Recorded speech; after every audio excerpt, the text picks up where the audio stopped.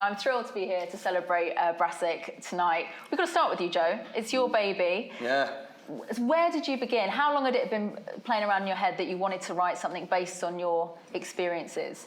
Well, I've had a bit of a colourful past. I went off the bloody rails. I got up to all kinds of shit for many years.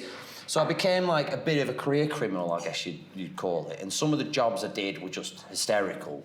So I had a lot of stories and I'd always play with them and I'd embellish an awful lot. So slowly over time, doing these different jobs, I would be embellishing these stories, and the whole time I'd sort of gauge what worked from what didn't, you know. I came back home to my mate Quail and I was like, look, there's this whole thing, it's like this huge bipolar high of like, we're gonna fuck it, I've met people, Dominic West said it was good, we're gonna write it down, Dave. And Dave's like, I'm a builder, I don't want to help. I was like, no, it's not a bipolar thing, Dave, this is real. This is real stuff. So I pulled all the garden furniture in. We wrote on everything. We wrote on the walls, the tables. We run out of shit to write cardboard boxes. Like, someone chucked a roll of fucking wallpaper, wrote all over that. Like, lost our deposit, you know, got a TV show out of it. Every cloud. Danny, how did you come on board, and was it a daunting task to try and translate all this into a... No.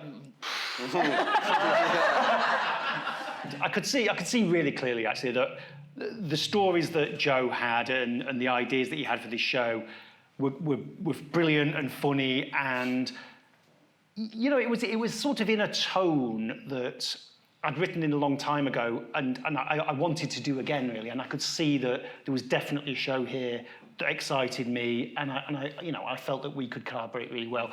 So then we started this very, very odd process of knocking ideas back and forth. So you leave me very, very, very long WhatsApps, like a podcast, basically. Well, it's because I can't write. I can't send him an email. I'm like, this. People go, oh, I'm dyslexic as well. Like, I'm like a chimpanzee. Like, I can't do it.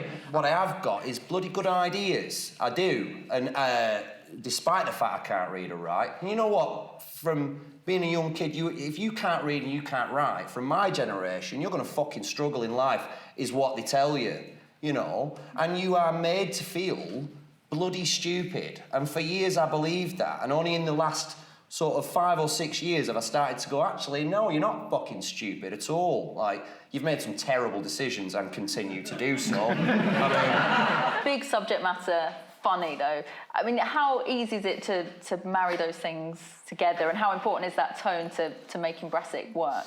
We're so broad sometimes, and we're so sensitive at other times. You're thinking, God, when you get that on the screen, is that going to be okay? Like, you know, stealing a little pony and, you know, dicks, antique dicks, and, you know, like, is that going to work? Are you going to be able to take that out there and those two things are going to merge together? Because it isn't, you know, it isn't something that you see every day.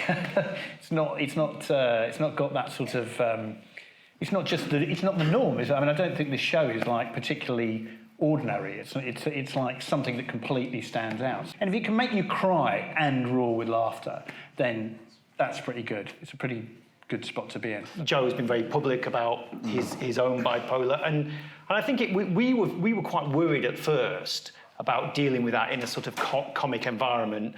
But in the end, you know, you said it's like, as long as we're truthful about it, we can be as funny as we like. The scenes where he goes to see Dr. Chris, Dominic West, are just ridiculous. Within those scenes, what we're doing actually is having our cake and eating it and going, we're dealing with bipolar because everything Vinny's saying is truthful, but Chris is so kind of self-absorbed that you get the comedy out of it as well. So it's almost the negligence of Chris is almost a little bit of a comment on the system we work under and how we put everybody under these umbrellas, but one person's problems are always very different to the next, and that's the trouble with mental health. It's not a look at working class life that's bleak and depressing and all about aspiration and desperation. It's so different to that, isn't it? It's really important. I feel like, you know, the working classes, any working class show that represents the working class is fucking miserable. And some of the happiest people I know are working class. Some of the smartest lads I know are working class. My opinion on it was I'm just sick to death of us being depicted as these, like, long suffering. I mean, sure, there's a bit of suffering goes on, and often it is hand to mouth.